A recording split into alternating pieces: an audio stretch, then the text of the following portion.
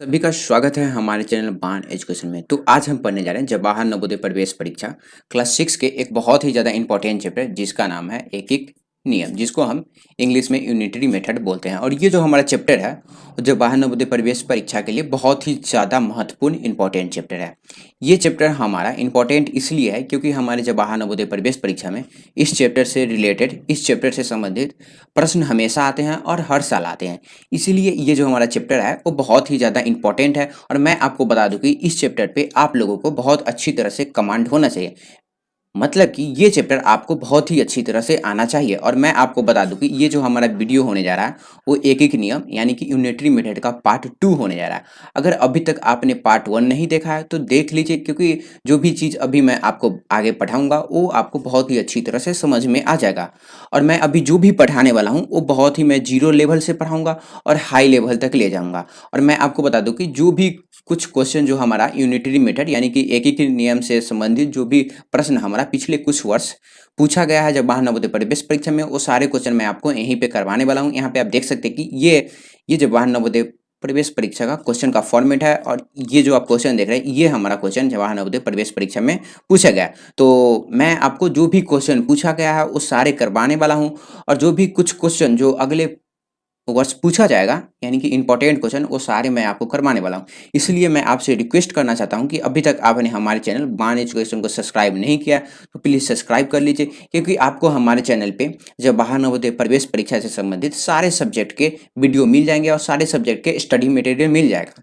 आपको हमारे चैनल पर मैथ का भी वीडियो मिल जाएगा, आपको हमारे चैनल पर हिंदी का भी वीडियो मिल जाएगा, और साथ ही साथ आपको हमारे चैनल पे मेंटल एबिलिटी यानी कि रीजनिंग का भी वीडियो मिल जाएगा। इसलिए आप हमारे चैनल को सब्सक्राइब कर लीजिए। तो चलिए अब हम अपना चैप्टर स्टार्ट करते हैं। तो चैप्टर स्टार्ट करने से पहले सबसे पहले हम जान लेते हैं कि एकीक नियम यूनिटरी मेथड होता क्या है। तो यहाँ पे हमारा यूनिटरी मेथड का डिफिनीशन है। मैं आपको सबसे पहले डिफिनीशन बताऊंगा, फिर मैं आपको बहुत ही अच्छी तरह से जीरो लेवल से समझाऊंगा और आपको नवोदय के लेवल से ऊपर तक मैं आपको पढ़ाऊंगा। अब यहाँ पे देखिए एकीक नियम क्या है। एकीक नियम उस विधि को कहते हैं जिसमें एक वस्तु का मूल्य निकालकर अनेक वस्तु का मूल्य निकाला जाता है। तो एकीक नियम क्या है? एकीक नियम एक ऐसा मैथ का विधि है जिसमें हम एक वस्तु का मूल्य निकाल लेते हैं और उस एक वस्तु के मूल्य से बहुत सारे वस्तु का मूल्य निकालते हैं। तो हमारा एक सवाल बनता है कि यहाँ पे हम एक वस्तु का मूल्य कैसे निकालेंगे। तो यहाँ पे देखिए एक वस्तु का मूल्य निकालने के लिए हमारे पास फॉर्मूला है, दी गई वस्तु का मूल्य बटा वस्तुओं की संख्या। यानी कि दी गई वस्तु का मूल्य को हम वस्तु की संख्या से भाग दे देंगे तो एक वस्तु का यानी कि एक सामान का दाम हमें निकल जाएगा। और ये कैसे होता है वो मैं आपको पूरे डिटेल में समझाने वाला हूँ, आपको घबराने की कोई ज़रूरत नहीं। मैं जो भी अभी आपको समझाऊंगा वो पूरे डिटेल में समझाऊंगा। अब चलिए, अब ये जो मैंने आपको पढ़ाया है उसको मैं आपको एक day to day life example में बता देता हूँ। अब यहाँ पे देखिए, अगर मैं बोलूँ कि आपको ये एक आम है, इस एक आम का दाम 4 रुपए है, तो मैं आपसे पूछूं कि इसी तरह 4 आम का दाम कितना होगा, तो आप इसको दो तरीके से बना सकते हैं। मीन्स एक आम का दाम 4 रुपए है तो ये सेम आम है तो इस आम का भी दाम कितना होगा? 4 रुपया होगा। इस आम का भी दाम 4 रुपया होगा और इसका भी 4 रुपया होगा और इसका भी 4 रुपया होगा। तो मीन्स ये चारों आम का दाम हम कैसे निकाल सकते हैं? पहला विधि तो है हमारा 4 जोड़ 4 जोड़ 4 जोड़ 4। मीन्स ये सारे आम का 4 रुपया है तो 4 आम है तो हम 4 जोड़ देंगे तो हमारे पास क्या है? हमारे पास 16 रुपया होगा। मीन्स ये जो हमारा चारों आम है उसका दाम कितना हो जाएगा? 16 रुपया होगा। और दूसरा मेथड क्या है? दूसरा मेथड जो है हमारा वो यूनिटरी मेथड है। मीन्स एक एक नियम वाला। मीन्स एक आम का दाम हमारा कितना है? एक आम का दाम हमारा 4 रुपया है। तो हमसे पूछा जा रहा है कि 4 आम का दाम क्या है? तो एक आम का दाम 4 रुपया है तो 4 आम का दाम मीन्स एक आम के दाम से हम 4 आम को गुना कर देंगे तो हमें 16 मिल जाएगा। तो ये जो आप सेकेंड वाला मेथड देख रहे हैं इसी मेथड को हम क्या बोलते हैं? इसी मेथड को हम बोलते हैं यूनिटरी मेथड। यहाँ पे हमने क्या किया?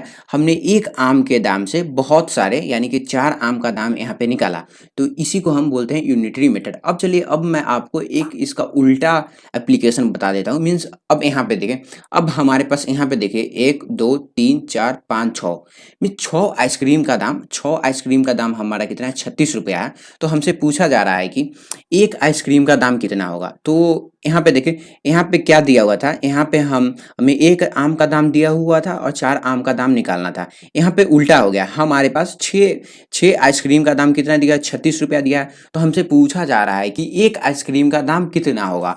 तो यहाँ पे मैं आपको शुरू में चैप्टर में बताया था कि शुरू के चैप्टर में ये जो हमारा एक वस्तु का दाम यानी कि एक कोई भी सामग्री का दाम निकालने के लिए क्या करते हैं, हम दी गई वस्तु का मूल्य में जितना वस्तु का दाम होगा और उतना वस्तु की संख्या से हम उसको भाग देंगे। तो ये जो आप फॉर्मूला देख रहे हैं, ये फॉर्मूला हमारा यहाँ पे लगेगा। तो यहाँ पे देखिए हमारे पास टोटल आम का दाम कितना है, ये 6 आम का दाम हमारा कितना है, 36 रुपया है।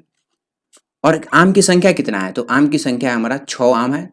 तो ये जो है हमारा आम, सारे आम का दाम बटा आम की संख्या, तो 6 जो है हमारा, ये क्या आएगा, ये जो 6 रुपया है हमारा वो एक आम का दाम हो गया।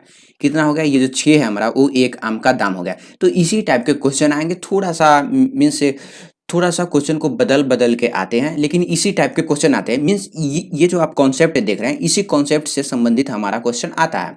तो ये चीज़ मैं आपको फिर से बता देता हूँ। मीन्स हमारे पास 6 आइसक्रीम का दाम कितना था, 6 आइसक्रीम का दाम हमारा 36 रुपया था। और आइसक्रीम का संख्या कितना था, आइसक्रीम का संख्या 6 था। तो हम क्या करें, इस 36 को 6 से भाग दे देंगे तो हमारे पास 6 रुपया आएगा। और ये जो 6 रुपया हमारा वो एक आइसक्रीम का दाम हमारा आ चुका है। मीन्स एक आइसक्रीम का दाम हमारा कितना है, 6 रुपया आ गया। तो चलिए अब हम देख लेते हैं कि किस टाइप के क्वेश्चन आते हैं। कुछ मैं आपको क्वेश्चन करवाऊंगा और कुछ क्वेश्चन मैं ऐसे करवाऊंगा जो आपको जवाहर नवोदय प्रवेश परीक्षा में पूछा गया क्वेश्चन है। हमारा क्वेश्चन है 15 किलोग्राम चीनी का मूल्य 105 रुपया है, तो 7 किलोग्राम चीनी का मूल्य क्या है। तो यहाँ पे हमारा क्वेश्चन है, पहले हम सबसे पहले क्वेश्चन को समझते हैं। हमारा क्वेश्चन बोल रहा है कि 15 किलो चीनी का दाम कितना है, 105 रुपया है। तो 7 किलो चीनी का दाम निकालना है। तो सबसे पहले हम 7 किलो चीनी का दाम निकालने के लिए हम क्या करेंगे, सबसे पहले 1 किलो चीनी का दाम निकालेंगे। तो हम कैसे निकालते हैं वो मैं आपको यहाँ पे बता देता हूँ। तो यहाँ पे देखिए 15 किलो का कितना दाम है, 15 किलो चीनी का दाम हमारा कितना है, 15 किलो चीनी का दाम, 15 किलो चीनी का दाम हमारा 105 रुपया है। तो 1 किलो चीनी का दाम कितना होगा, 1 किलो का दाम, 1 किलो का दाम हमारा 105 बटा 15। तो ये जो है हमारा 15, ये 105 को कितने बार में, 7 काट देगा, 7 बार में। तो यहाँ पे ये जो हमारा 7 आया है, ये 7, ये हमारा क्या हुआ, ये हमारा 1 किलो चीनी का दाम आ गया है। क्या, 1 किलो चीनी का दाम हमारा कितना है, 7 रुपया आ चुका है। 1 किलो चीनी का दाम हमारा 7 रुपया। तो अब हमसे पूछ रहा है कि 7 किलो चीनी का दाम क्या होगा। तो यहाँ पे 1 किलो का दाम कितना है हमारा, 1 किलो का दाम आ रहा है हमारा 7 रुपया। तो 7 किलो का दाम, 7 किलो का दाम हमारा, यहाँ पे देखिए 1 किलो का दाम 7 रुपया है। तो 7 किलो का हम क्या करेंगे, 7 से गुना करेंगे तो हमारा 49 आ जाएगा। तो ये जो है हमारा वो 7 किलो का दाम आ चुका है। क्या है, ये जो 49 है हमारा वो 7 किलो का दाम आ चुका है। तो यहाँ पे देखिए ये जो है हमारा वो बी ऑप्शन जो है हमारा वो सही हो जाएगा। अब सबसे पहले मैं आपको फिर से दोबारा बता देता हूँ कि हमें क्या क्वेश्चन था, 15 किलो चीनी का दाम हमें दिया हुआ था 105 रुपया। तो हमें 7 किलो चीनी का दाम निकालना था। तो हम सबसे पहले क्या किए, हम सबसे पहले 1 किलो चीनी का दाम निकाले। 1 किलो चीनी का दाम निकाल के और हम क्या किए, 7 किलो चीनी से उसको गुना कर दिए तो 49 रुपया आया। तो ये जो है हमारा वो 49 आंसर हो जाएगा। चलिए अब हम दूसरे क्वेश्चन की तरफ बढ़ते हैं। अब यहाँ पे हमारा अगला क्वेश्चन है, 18 पुस्तकों का मूल्य 90 रुपया है, तो ऐसी 12 पुस्तकों का मूल्य क्या होगा। मीन्स हमें, हमारा क्वेश्चन है कि 18 पुस्तक यानी कि 18 बुक का दाम कितना है, 90 रुपया है। तो 12 बुक का दाम कितना होगा। तो सबसे पहले हम क्या करेंगे, सबसे पहले हम एक बुक यानी कि एक पुस्तक का दाम निकालेंगे। फिर हम 12 पुस्तक का, एक पुस्तक के दाम से हम 12 पुस्तक का दाम निकाल सकते हैं। तो हम इसको किस तरह से निकालेंगे, देखिए 18 पुस्तक का दाम कितना है, 18 पुस्तक का दाम हमारा, 18 पुस्तक का दाम कितना हो गया, 18 पुस्तक का दाम है जो है हमारा वो 90 रुपया है। तो एक पुस्तक का दाम कितना होगा, एक पुस्तक का दाम हमारा, एक पुस्तक का दाम के लिए हम क्या करेंगे, एक पुस्तक का दाम हमारा 90 बटा 18 होगा। अब यहाँ पे क्या होगा, ये जो है हमारा 18 और 90 को कितने बार में काट देगा, 5 बार में काट देगा। तो ये जो हमारा, ये जो 5 आया है ये एक पुस्तक का दाम आ चुका है। ये जो 5 है हमारा वो एक पुस्तक का दाम आ चुका है। अब हमें क्या करना है, 12 पुस्तक का दाम निकालना है। तो 12 पुस्तक का दाम निकालने के लिए हम क्या करते हैं, 12 पुस्तक का दाम निकालने के लिए हम एक पुस्तक के दाम से 12 पुस्तक को गुना कर देंगे। तो 12 पुस्तक का दाम, देखिए 12 पुस्तक का दाम, 12 पुस्तक का दाम हमारा कितना हो जाएगा, एक पुस्तक का दाम कितना है 5 गुने 12 पुस्तक का दाम निकालना है, तो हमें क्या आ जाएगा 5 गुने 12, तो ये है जो हमारा 12 पंचे 60 आता है। तो यहाँ पे ये जो है हमारा वो डी जो है हमारा वो सही आंसर हो जाएगा। तो ये क्वेश्चन को हम किस प्रकार बनाएं वो मैं आपको बता देता हूँ। तो सबसे पहले क्या था, 18 पुस्तक का दाम 90 रुपया था, तो 12 पुस्तक का दाम निकालना था। तो हम सबसे पहले क्या किए, एक पुस्तक का दाम निकाल दिए और फिर ये जो हमारा एक पुस्तक का दाम आया उसको 12 से गुना कर दिए। क्यों कर दिए, क्योंकि हमें 12 पुस्तक का दाम निकालना था। तो चलिए अब हम अगले क्वेश्चन की तरफ बढ़ते हैं।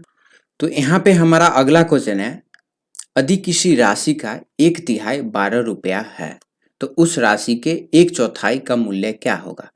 तो एक राशि है, मीन्स एक कुछ पैसे हैं, उसका 1/3 जो होता है वो 12 रुपया है, तो हमें बताना है कि उसका 1/4 कितना रुपया होगा।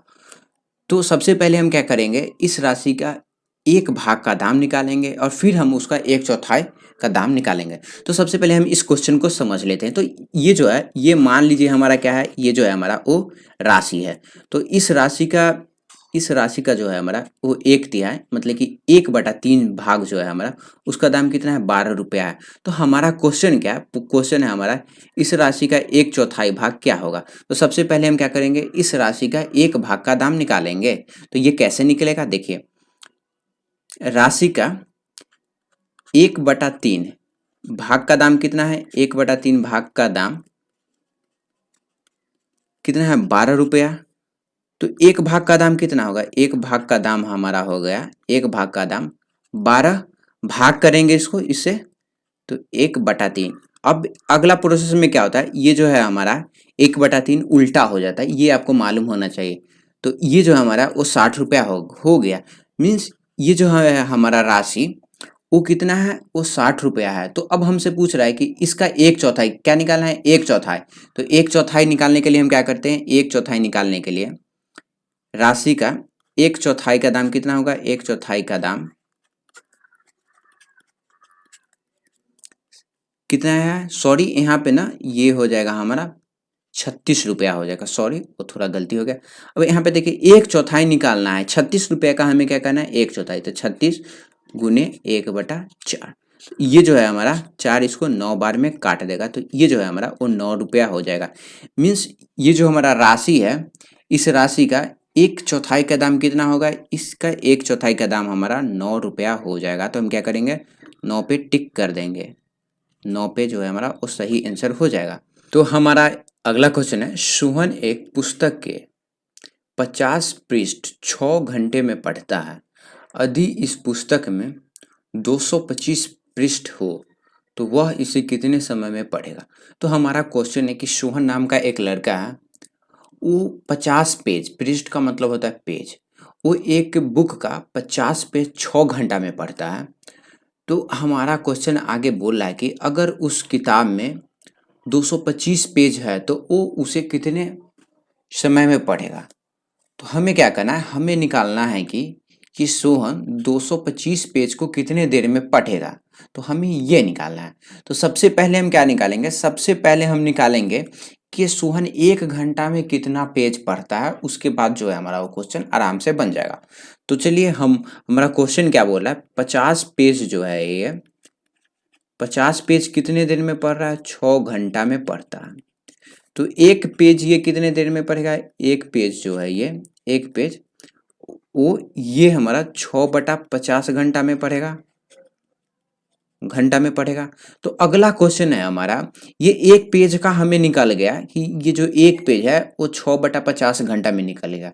तो अब हमसे पूछ रहा है कि ये 225 पेज कितने देर में पढ़ेगा। तो इसीलिए 225 पेज ये कितने देर में पढ़ेगा, 225 पेज के लिए 225 पेज, जब ये एक पेज इतना समय में पढ़ रहा है, एक पेज ये 6/50 घंटा में पढ़ेगा, तो 225 पेज के लिए हम क्या करेंगे, इसको गुना कर देंगे 225 को।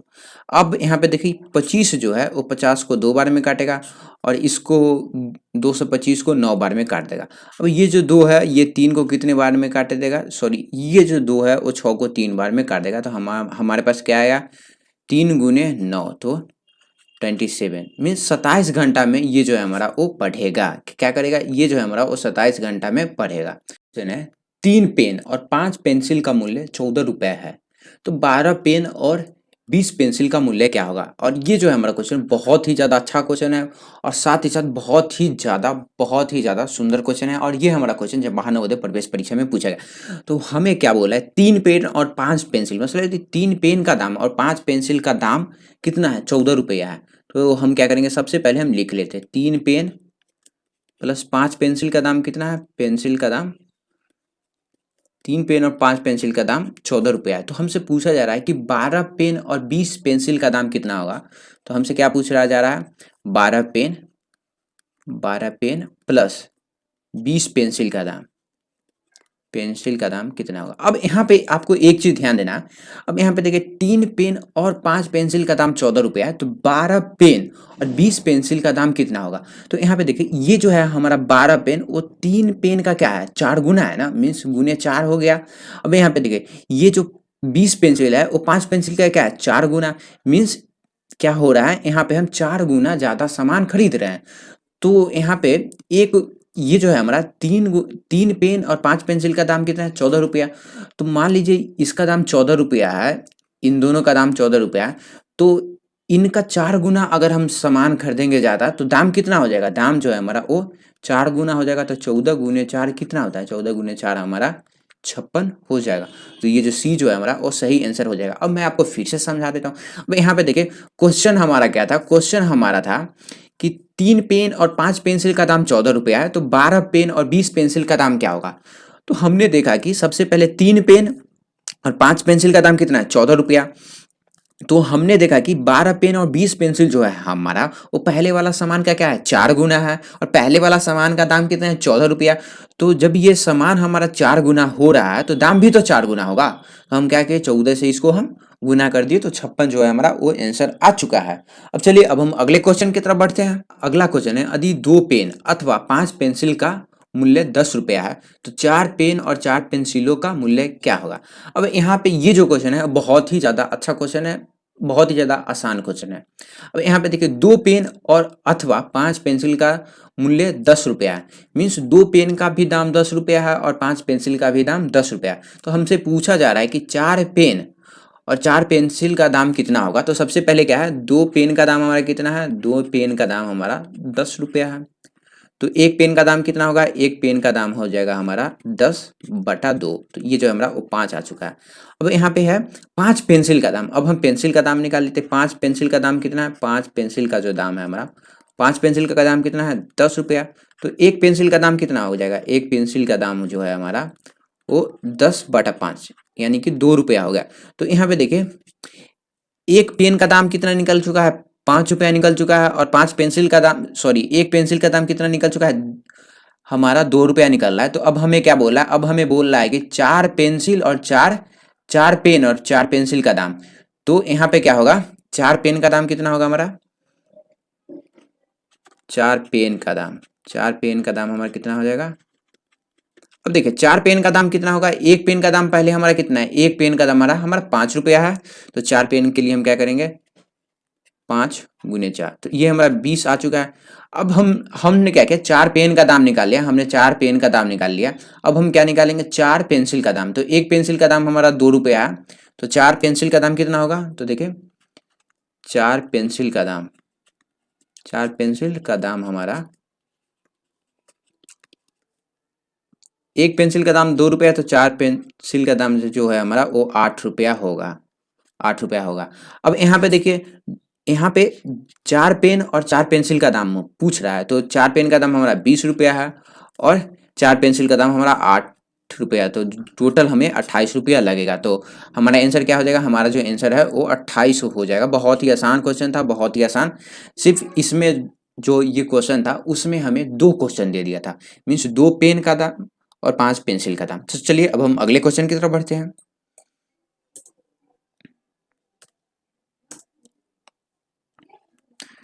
अब यहाँ पे हमारा अगला क्वेश्चन है और ये जो क्वेश्चन है वो बहुत ही ज़्यादा अच्छा क्वेश्चन है और मैं आपको बता दूँ कि ये जो क्वेश्चन है वो आपको समय और कार्य टाइम एंड वर्क चैप्टर में भी आपको देखने को मिलेगा, लेकिन अभी ये जो मैं चीज़ अभी आपको पढ़ाने वाला हूँ वो मैं ये आपको एक एक नियम से पढ़ाने जा रहा हूँ।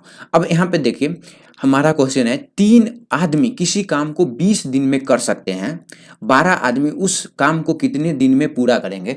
तो हमारा क्वेश्चन है कि 3 आदमी जो है वो किसी काम को कितने दिन में कर रहे हैं, 3 आदमी जो है उस काम को 20 दिन में कर रहे हैं, तो 12 आदमी उस काम को कितने दिन में करेंगे। तो सबसे पहले हम क्या निकालेंगे, सबसे पहले हम एक आदमी के द्वारा किया गया काम निकालेंगे। क्या करेंगे हम, सबसे पहले एक आदमी के द्वारा किया गया काम।